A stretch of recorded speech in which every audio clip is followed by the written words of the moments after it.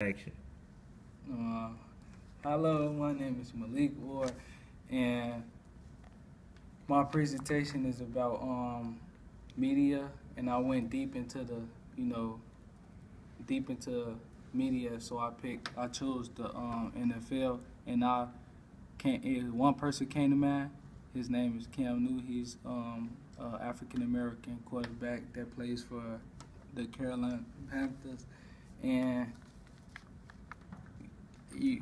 some of you may know that a lot of people is criticizing him by the way he run into the end zone and dance and how he get a first down and he dab or they say he's too cocky, but some people don't think he is. Well, like me, I don't think he's too cocky. His coach says he doesn't think he's too cocky.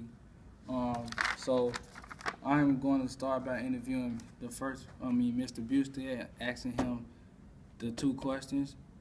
How does intersectionality influence the institute? How does intersectionality influence the media, like the NFL? Like how does? Yeah, that's a good question, Malik. And it's funny you bring this up because Ken Dorsey, who is the quarterback coach for Cam Newton, actually went to my high school before he played for the Miami Hurricanes with a lot of different players who used to celebrate quite a bit. And I think Rich Rivera, I think is his first name, Rivera, is the head coach of Cam Newton. And like you said, to start things off, he's supportive of his star quarterback. Right. As far as the intersectionality that is going on in the NFL right now, I think what you're referring to is race, sexuality, institutional power, those things all intersecting with one another, and you can see it on display in the NFL. So I think that's really what's happening as far as intersectionality goes, and I think you have a lot of different people with a lot of different prerogatives all working in the same arena, and it can cause kind of a mess. What I mean by that is you have a football player that wants to celebrate and have fun, Right. but then you also have companies that want like a cookie cutter person to sell their product, and then you also have just traditional racism where people are uncomfortable with other races acting in a certain way. So a lot of different things are intersecting, but there doesn't seem to be a clear answer of who's right or who's wrong. Okay, my next question is why are African Americans quarterbacks being criticized? Yeah, so I think what you mentioned off the air a little bit was that if Tom Brady Right.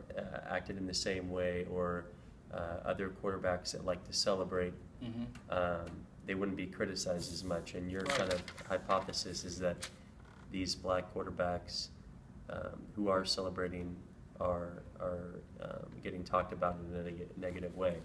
I'm not really sure why that is. What do you think are some of the reasons yourself? Because it's black. That's what I think.